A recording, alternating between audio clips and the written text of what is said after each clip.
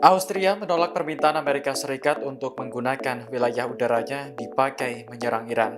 Informasi tersebut disampaikan juru bicara Kementerian Pertahanan Austria, Kolonel Michael Power pada Kamis 2 April. Ia menyampaikan bahwa penolakan tersebut tidak hanya berlaku bagi Amerika Serikat, melainkan seluruh negara yang sedang berperang. Austria telah menjadi negara netral sejak tahun 1955.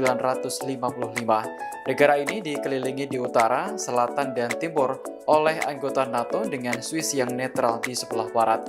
Sebelumnya, Presiden Amerika Serikat Donald Trump mengkritik sekutunya di Eropa seperti Perancis dan Spanyol. Pasalnya, kedua negara tersebut menolak mengizinkan wilayah udaranya dipakai untuk perang melawan Iran.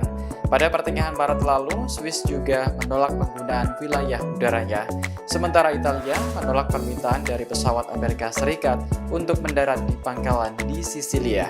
Lantaran kesal ditolak sekutu, Trump bersumpah tidak akan membantu mereka untuk mendapatkan minyak. Ia memberikan dua pilihan terutama bagi Inggris untuk tetap bisa mendapatkan bahan bakar jet tempur. Pertama, membeli minyak dari Amerika Serikat, atau yang kedua, mencari sendiri ke Selat Hormuz jika memang berani.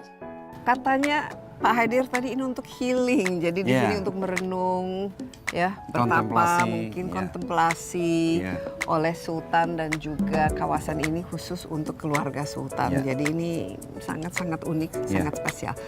Banyak guanya saya lihat, mungkin sambil jalan. Banyak, masing-masing ada namanya. Masing-masing ada namanya? Ada total ada berapa gua? 12 yang tertera di depan sana, ada 12 nama itu. Itu masing-masing ada fungsinya. Seperti gua pengawal itu di depan, itu tempat pengawal-pengawal kan. Oh, pengawal juga harus merenungkan ada pas pampresnya kan. Mereka juga berjaga di Mereka situ. juga harus healing. Iya, gitu. Kemudian Terus apalagi? ada gua di sebelah kita ini gua Padang Ati namanya. Ini Guanya gelap tapi namanya Padang Ati. Jadi bagaimana dalam kegelapan kita justru menemukan cahaya. enlightenment gitu. Enlightening. Gitu seperti itu. Kemudian ada gua Peteng di situ.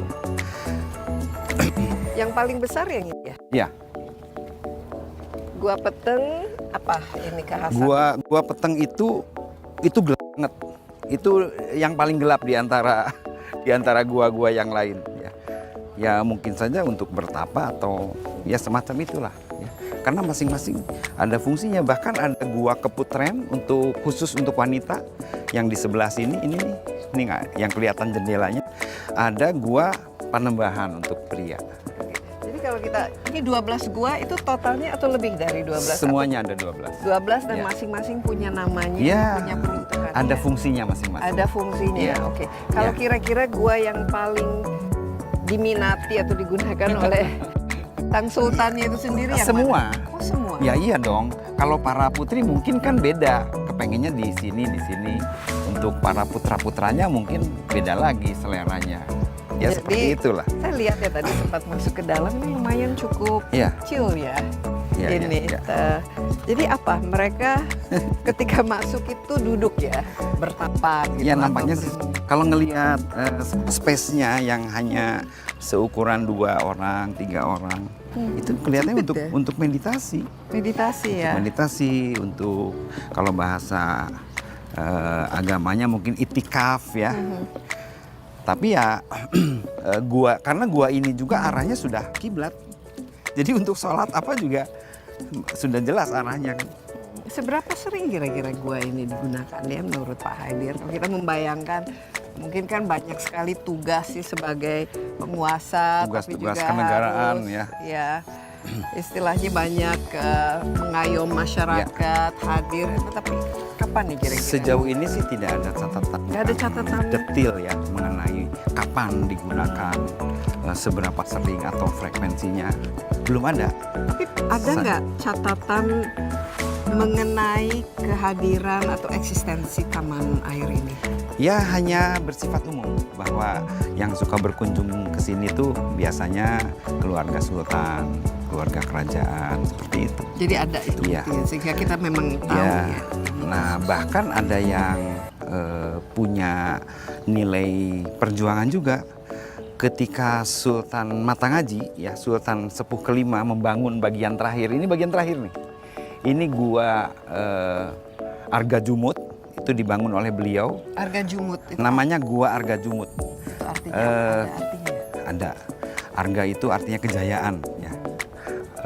Jadi beliau itu satu-satunya sultan yang secara terang-terangan menentang pemerintah kolonial. Oh, oke. Dan ini berakhir tragis. Beliau meninggal dibunuh oleh pasukan kolonial. Nah, gua ini jadi tempat persembunyian beliau Di sini. di sini. Tahun berapa persisnya? Tahunnya mungkin 18 Sekian gitu. 1890-an lah, atau sampai awal abad ke-20 ya, Sultan kelima itu.